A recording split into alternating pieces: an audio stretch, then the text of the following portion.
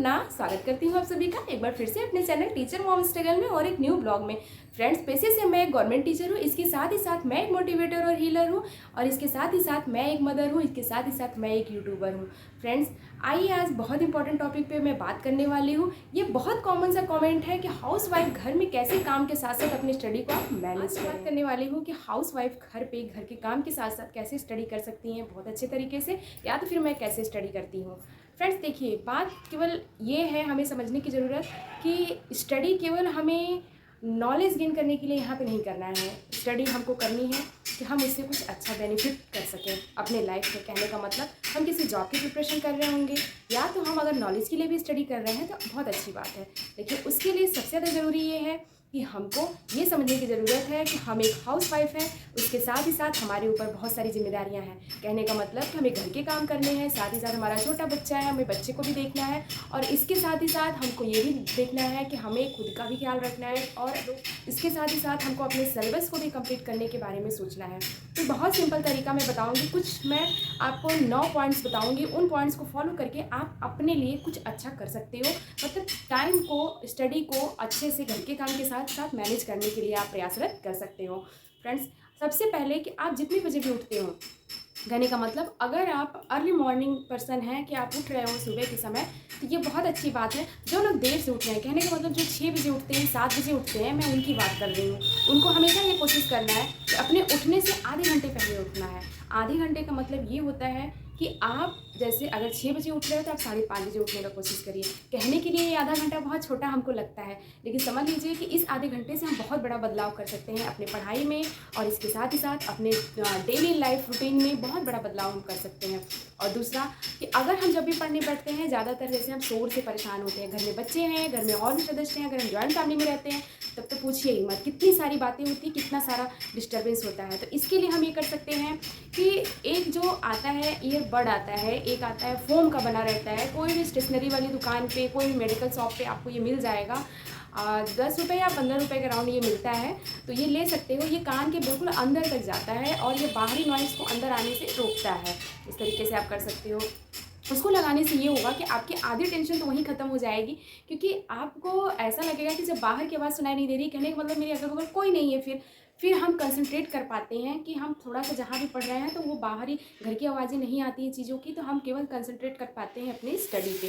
इस तरीके से हम कर सकते हैं। और तीसरा पॉइंट ये हो सकता है कि एनवायरनमेंट हमको ऐसी जगह खोजनी है घर में जहाँ पे लोग आते जाते ना हो, जहाँ बच्चों का आना जाना भी ना हो, वो जगह हमको खोजनी है, भले वो घर का स्टोर रूम ही क्यों ना हो। देखिए फ्रेंड्स, लाइफ अगर बनानी है तो स्टोर रूम को हमको अपने, समझ लीजिए कि अपने फ़ायदे के लिए यूज़ करना है। तो इस तरीके से हम स्टोर रूम में भी जाकर के बहुत अच्छे से स्टडी कर सकते हैं, क्योंकि स्टोर रूम में ज़्यादातर लोग आते जाते नहीं हैं, वो आपके लिए सबसे सेफ जगह है, सबसे अच्छी जगह है। चौथा पॉइंट ये है कि आपको डेली हमेशा छोटे छोटे टारगेट बना के चलने हैं। कहने का मतलब इकट्ठा आपको एक दिन में करीब समझ लीजिए कि 10 से 12 पेज का नहीं टारगेट बनाना है, आपको छोटे छोटे टारगेट बनाने हैं। कहने का मतलब अगर आप 2 सब्जेक्ट लेके चल रहे हो, हिस्ट्री लेके चल रहे हो, साथ ही साथ आप साइंस लेकर के चल रहे हो, तो उन सब के लिए केवल एक एक चैप्टर आपको लेके चलना है। एक एक चैप्टर का भी आपको आधा से आधा पोर्शन लेके चलना है। जानते हैं, जब छोटे छोटे टारगेट आप अच्छे से कंप्लीट कर पाओगे ना, तो फिर आपके अंदर एक जो है मोटिवेशन जो है कि वो अंदर से ये मोटिवेशन आएगा कि अरे वाह, ये देखो मैं तो इतने कम टाइम में इतने अच्छे से मैं स्टडी कर पाई, आज का टारगेट मैं कंप्लीट कर पाई।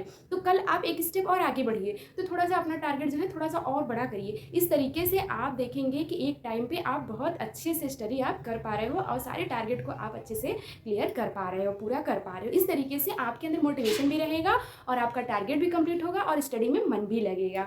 और यहाँ पे 5वां पॉइंट ये है कि लोगों की बातों को दिल पे मत लगाइए। घर में अगर कुछ बात चल रही है, टेंशन चल रही है, कोई आपकी बुराई कर रहा है, कोई आपकी अच्छाई बतिया रहा है, उस बात को दिल पे मत लगाइए। अभी फ़िलहाल आप एक टारगेट ये बनाइए कि मुझे स्टडी कैसे करनी है, मुझे आगे कैसे पढ़ना है अपने लाइफ में। तो अभी फ़िलहाल आपका फोकस केवल उस बात पर होना चाहिए। तो इसके लिए लोगों की बातों पर आपका कम ध्यान हो, और समझ लीजिए कि आपका ध्यान कम बोलने पर और ज़्यादा सुनने पर। कहने का मतलब अपनी बात को आपको समझने पर, अपनी पढ़ाई के लिए आपका वो कंसंट्रेशन होना चाहिए, चाहिए, पहला मेन मोटिव आपका यही होना चाहिए कि आप कैसे अच्छे से, किस तरीके से आप अपनी स्टडी अच्छे से कर सको। यहाँ पे मैं बता दूं आपको कि अगर आप लोगों की बातों से डिस्टर्ब होते हो तो केवल और केवल आपका नुकसान होना है। वहाँ पे जो बात कर रहा है उसका कुछ नहीं जाने वाला, वो तो चाहता ही यही है। तो यहाँ पे अब बात कर लेते हैं 6वें पॉइंट की। तो यहाँ पे नींद को प्रॉपर 5 घंटे या 5 से 6 घंटे लेने का कोशिश करिए। धीरे धीरे नींद को आप अपने अनुसार मैनेज कर सकते हो। कहने का मतलब अगर आप 3 से 4 घंटे ही केवल सो रहे हो तो एक चीज़ आप बहुत बड़ी गलती ये कर रहे हो कि आपका जो बॉडी का बायोलॉजी है वो पूरा ख़राब आप कर रहे हो। इसके साथ ही साथ न तो आप प्रॉपर नींद न लेने के कारण आपका पढ़ते वक्त आपको नींद आएगी, आपको आलस लगेगा, किसी काम में मन नहीं लगेगा, चिड़चिड़ाहट बनी रहेगी। पढ़ना तो चाहोगे लेकिन प्रॉपर वे में फिर आप पढ़ नहीं पाओगे। इस तरीके से आप कर सकते हो। और बीच में अगर आपको दिन में टाइम मिलता है तो छोटा सा स्नैप आप ले सकते हो, 15 से 20 मिनट तक का, वो आधे घंटे तक का होना चाहिए, लेकिन उससे ज़्यादा नहीं होना चाहिए। अगर आप उससे ज़्यादा ले रहे हो तो इसका मतलब ये है कि आप अपना गोल्डन टाइम फिर आप ख़त्म कर रहे हो। बात कर लेते हैं हम लोग 7वें पॉइंट की।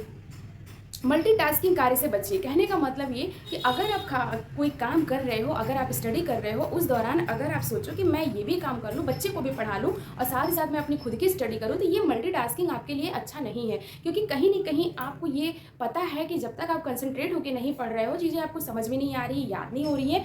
हाँ, ये कभी कर सकते हो कि मल्टीटास्किंग आप वहाँ पर आप कर सकते हो। जैसे आप अगर घर में खाना बना रहे हो तो उसमें उस समय आप न्यूज़ चला सकते हो, कोई वीडियोज़ है या तो आपने कोई ऑडियो रिकॉर्ड किया है अपनी स्टडी से रिलेटेड तो उसको आप सुन सकते हो। लेकिन अगर आप सोचिए कि आप अपने बच्चे को पढ़ा रहे हो और साथ ही साथ अगर कोई एंजॉयमेंट का काम चल रहा है, उसी बीच में बैठ के आप करंट अफेयर देख रहे हो, तो फिर वो चीज़ें मल्टीटास्किंग आपके लिए कभी बेनिफिशियल नहीं होगा। वो दिखाने के हो जाएंगे और वो करने के कुछ और हो जाएंगे। तो उस चीज़ से हमको बचना है। और दूसरा बात मैं ये कहना चाहूँगी कि आप हमेशा अपने अंदर एक ये ले के चलिए कि देखिए स्टडी हमको इन्हीं सब चीज़ों के साथ करनी है। कहने का मतलब हमारी फैमिली कहीं नहीं जाने वाली है और हमारा स्टडी भी कहीं नहीं जाने वाला है, हमारा एम भी कहीं नहीं जाने वाला है। तो ये एम जो हमने बनाया है अपनी फैमिली के लिए, अपने लिए बनाया है, तो इसके लिए आपको ये चीज़ हमेशा सोच के चलना है कि आपको इन सब चीज़ों के साथ ही वो चीज़ों को लेकर के हमेशा रिलेट करके चलना है। उन चीज़ों को बिल्कुल दरकिनार करके आप कोई भी स्ट्रगल, कोई भी सपना अगर आप पूरा कर रहे हो तो कहीं ना कहीं आप भी पॉजिटिव नहीं रह पाओगे ज़्यादा देर तक। अब बात कर लेते हैं 8वें पॉइंट की। यहाँ पे स्मार्ट स्टडी करनी है। कहने का मतलब ये कि हमें केवल उतना ही स्टडी करना है जितना हमारे लिए सिलेबस में है, जितना हमारे लिए बेनिफिशियल है और जो हमारे लिए ज़्यादा इंपॉर्टेंट है, केवल हमको उतनी स्टडी करनी है। हमको बहुत सारा नहीं पढ़ना है, हमको स्मार्ट तरीके से कम टाइम में बहुत अच्छे से स्टडी करनी है। इसके लिए आपको मैं बहुत सारे टिप्स आगे बता चुकी हूँ कि स्मार्ट स्टडी आप कैसे कर सकते हो। मेरी वीडियो को जा करके आप देखिए और वहाँ पे आप सीख सकते हो। तो यहाँ पे हम बात कर लेते हैं 9वें पॉइंट, स्ट्रगल। स्ट्रगल मतलब संघर्ष। संघर्ष उस चीज़ का कि अगर आप संघर्ष कर रहे हो, आप स्टडी कर रहे हो, तो कहीं ना कहीं आपके दिमाग में ये रहेगा कि मेरे घर वाले मेरी चीज़ों को नहीं समझ रहे हैं, मुझे कोई आके ये नहीं कह रहा है तुम कितनी मेहनत कर रहे हो, तुम कितना कुछ कर रहे हो, तुम ज़रूर सफल होगे। देखिए फ्रेंड्स, ये सबके साथ है। कोई भी समझ लीजिए सफलता से पहले बहुत कम लोग ऐसे होंगे जिनको एप्रिशिएशन मिलता है। तो आप ये बात दिमाग से बिल्कुल निकाल दीजिए कि अगर आप पढ़ रहे हो, आप चीज़ें कर रहे हो, तो आपको सामने से ऐसा कुछ आपके लिए फ़ायदेमंद चीज़ें नहीं मिल रही हैं। सबसे पहले आप इन सारी चीज़ों को दरकिनार करिए और केवल अभी ये फोकस बनाइए कि ये स्ट्रगल केवल मेरे लिए नहीं है। मेरे जैसी बहुत सारी हाउसवाइफ है जो अपने जीवन में बहुत कुछ अच्छा करना चाहती हैं, उन सबके साथ है, लेकिन उन्हीं में से जो इन सब बातों को इग्नोर करके जो आगे निकल जा रहा है वही आज सफल है। तो फ्रेंड्स, ये सारे पॉइंट्स आप एक बार अपने लिए, अपने जीवन में आप लागू करके देखिए। यकीन मानिए कि आप कुछ ना कुछ आप पॉजिटिव अपने वे में आप कर पाओगे। और मुझे पूरी उम्मीद है कि ये सारी चीज़ें फॉलो करने के बाद, मैं ये नहीं कह रही हूँ कि आप दिन रात आप 100% अपना अचीवमेंट कर रहे हो स्टडी में, लेकिन आप यकीन मानिए कि 80 से 85% आप जरूर अचीव कर पाओगे, बहुत अच्छा आप कर पाओगे। नमस्कार दोस्तों, बस इसी मोटिवेशन के साथ मैं आप लोगों से आगे लेती हूँ और आशा करती हूँ कि आप लोगों को ये 9 सीक्रेट पसंद आए होंगे। और मेरी ये पूरी उम्मीद है आप लोगों से कि अगर आप लोग अपने जीवन में लागू करते हैं, तो अगर आप लोग को सकारात्मक ले आते हो, तो प्लीज़ मुझे कमेंट में जरूर बताइएगा कि आपने अगर किया तो आपको कितना फ़ायदा हुआ। और दूसरी बात, अगर मेरे चैनल पर नए हैं तो मेरे चैनल को सब्सक्राइब करिए, शेयर करिए, कमेंट करिए और लाइक करिए और कमेंट में जरूर बताइएगा कि आपको ये 9 सीक्रेट कैसे लगे और क्या आप इनमें से कोई सीक्रेट आप अपने जीवन में कर रहे हो, तो उसके लिए भी मुझे कमेंट करिए। Okay, bye bye, take care, love you all of you. मिलते हैं अगले ब्लॉग में।